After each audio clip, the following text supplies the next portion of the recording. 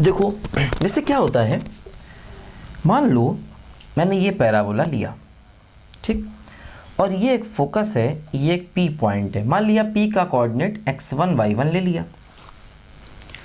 अब देखो होगा क्या, ये इसका डायरेक्ट्रिक्स है, ठीक। अब देखो इसको इससे मिला दें और इससे इस पर परपेंडिकुलर ड्रॉप कर दें, ये पी एम, ठीक है। देखो ये क्या होगा, ये डिस्टेंस x1 होगा, ये a होता है और ये भी डिस्टेंस a होता है, ठीक है, फोकस तक का। देखो क्या होता है, अगर हम डेफिनेशन यूज़ करें तो PS upon PM equal to 1 होगा, तो PS बराबर क्या होगा, PM। अब देखो PM का मतलब ये डिस्टेंस, तो ये डिस्टेंस क्या हो जाएगा, ये हो जाएगा देखो x1 प्लस a के बराबर, PS डिस्टेंस, ठीक। तो ये बात हो सके तो याद रखो कि किसी पॉइंट की फोकस से डिस्टेंस हम निकाल सकते हैं x1 प्लस a, है ना। देखो इसको कहते हैं focal distance, focal distance of p क्या है बोलो, x1 y1, है ना। मान लो अगर कोई पॉइंट x1 y1 है तो आप उसकी फोकस से डिस्टेंस निकाल सकते हो, वो कितना आएगा, x1 प्लस a। x1 मतलब उसका x कोऑर्डिनेट और प्लस a, है ना। तो किसी भी पॉइंट की फोकस से ये डिस्टेंस आप निकाल सकते हैं, x1 प्लस a, इसे कहते हैं फोकल डिस्टेंस। देखो क्या होता है, जैसे मान लीजिए मैंने ये एक फोकल कॉर्ड बनाया ऐसे करके, देखो ये P Q और S, है ना, मान लो, है ना, फोकल कॉर्ड मैंने बनाया। देखो मैंने मान लिया इस P पॉइंट का कोऑर्डिनेट 80 स्क्वायर 280 है ना, ठीक है। या ऐसे मान लिया P का कोऑर्डिनेट 81 स्क्वायर 281 है और Q का कोऑर्डिनेट्स 82 स्क्वायर 282 है। तो हमने भी देखा था क्या कि T1 इंटू T2 बराबर क्या होता है, -1, ठीक। देखो एक काम करें, अगर हम PS डिस्टेंस निकालें तो इसी कॉन्सेप्ट से PS क्या होगा, x1 प्लस a, x1 का मतलब x कोऑर्डिनेट, देखो ये क्या हो गया 81 स्क्वायर प्लस a। और देखो अगर हम QS निकालें, Q की S से डिस्टेंस, तो हो गया 82 स्क्वायर प्लस a, है ना। बोलो PS, क्योंकि देखो Q का ये x कोऑर्डिनेट है, तो x कोऑर्डिनेट में a जोड़ देंगे तो Q की फोकस से डिस्टेंस आ जाएगी। और देखो P का ये x कोऑर्डिनेट है, x कोऑर्डिनेट में a डिस्टेंस ऐड कर देंगे तो फोकस से डिस्टेंस आ जाएगी। देखो ध्यान दो, अब जैसे यहाँ से T2 की वैल्यू क्या है, -1/T1, इसमें रख दो तो क्या हो गया, a/T1 स्क्वायर प्लस a, ठीक, ये आ गया।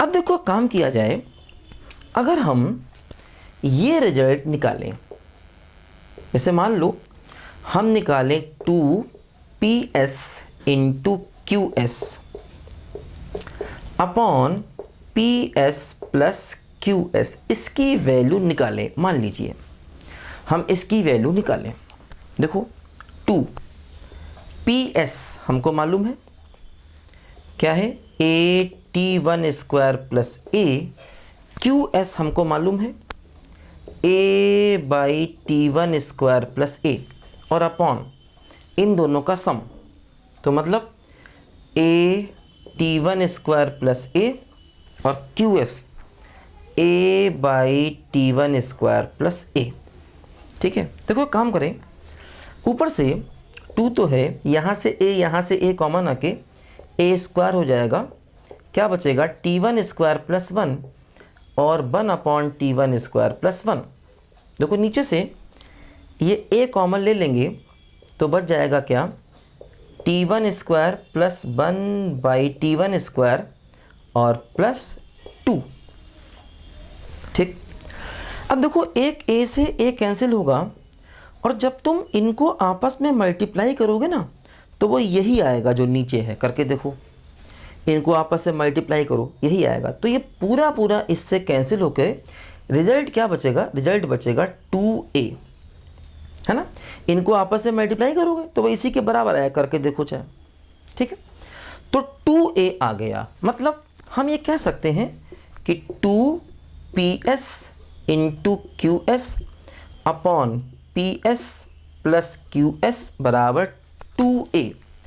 2a का मतलब semi latus rectum, semi latus rectum, क्योंकि देखो लेटस रेक्टम क्या होता है, लेटस रेक्टम होता है 4a, लेटस रेक्टम क्या होता है बोलो 4a, तो 2a मतलब उसका आधा, लेटस रेक्टम का आधा। तो देखो क्या लिखा, सेमी LR, LR मतलब लेटस रेक्टम, ठीक है।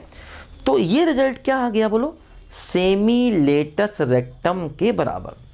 लेटस रेक्टम का मतलब क्या हो गया 2a। तो देखो क्या हो गया, एक्चुअली ये जो टर्म आपने यहां पर लिखा है इसे कहा जाता है harmonic mean of PS and QS। देखो एक्चुअली क्या होता है, जैसे दो टर्म A और B होते हैं, हमने पढ़ा होगा सीक्वेंस सीरीज में, और नहीं पढ़ा है तो समझ लो। अगर दो टर्म A और B होते हैं तो उनका अर्थमेटिक मीन होता है A प्लस B/2, ठीक है। और ज्योमेट्रिक मीन होता है √AB, अगर A और B पॉजिटिव है ना। अर्थमेटिक मीन हमेशा यही होता है, चाहे A और B पॉजिटिव हो चाहे नेगेटिव हो। लेकिन अगर A और B दोनों पॉजिटिव हैं तब ज्योमेट्रिक मीन ये होता है, अगर नेगेटिव है तो बदल जाता है नेगेटिव में, ठीक है। और हार्मोनिक मीन क्या होता है, ये होता है 2AB upon A plus B। ये तीन टर्म हमने पढ़े होंगे APGP में, और नहीं पढ़े तो भी पढ़ लो, है ना, याद रखो इसको, ठीक है, काम आएंगे हमेशा। अगर A और B है तो अर्थमेटिक मीन होता है A plus B/2, geometric mean होता है √AB, लेकिन ध्यान देना ज्योमेट्रिक मीन ये तब होता है जब A और B पॉजिटिव है। इस पर अर्थमेटिक मीन हमेशा यही होगा, चाहे A और B पॉजिटिव हो नेगेटिव हो, एक पॉजिटिव एक नेगेटिव कुछ भी हो। हार्मोनिक मीन हमेशा यही होगा, चाहे दोनों पॉजिटिव हो चाहे दोनों नेगेटिव हो, चाहे एक पॉजिटिव एक नेगेटिव हो। लेकिन ज्योमेट्रिक मीन ये तब होगा जब A और B दोनों पॉजिटिव है ना। और अगर दोनों नेगेटिव है, मान लो A और B दोनों नेगेटिव है, तो ज्योमेट्रिक मीन होता है -√AB, ध्यान रखना।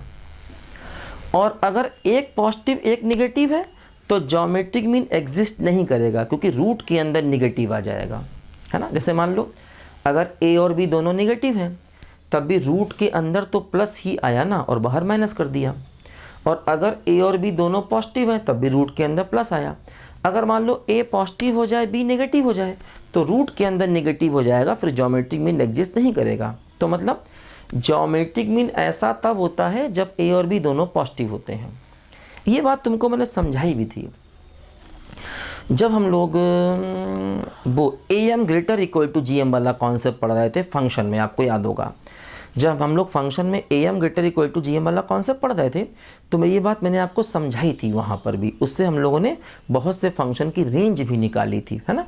तो खैर ये बात आपको मालूम है। हार्मोनिक मीन हो सकता ना मालूम हो तो हार्मोनिक मीन याद कर लो, ये होता है 2AB upon A plus B।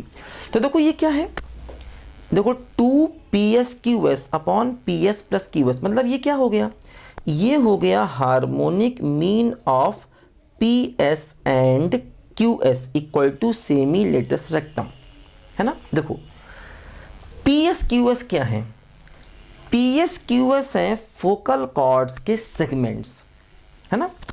PS और QS क्या है बोलो, ये है segments of focal chords, focal chord के ये सेगमेंट्स हैं, ठीक। तो हम कह सकते हैं कि फोकल कॉर्ड के सेगमेंट्स का हार्मोनिक मीन, है ना। देखो हम क्या कह सकते हैं, PSQS क्या हो गए, ये फोकल कॉर्ड के सेगमेंट्स हो गए। तो देखो हम कह सकते हैं फोकल कॉर्ड के सेगमेंट्स का harmonic mean semi latus rectum के बराबर होता है ना। तो ये अपने आप में एक बड़ी इंपॉर्टेंट थ्योरम है। और इस थ्योरम के साथ में अच्छी बात ये है, ये थ्योरम हर पैराबोला के लिए है ना।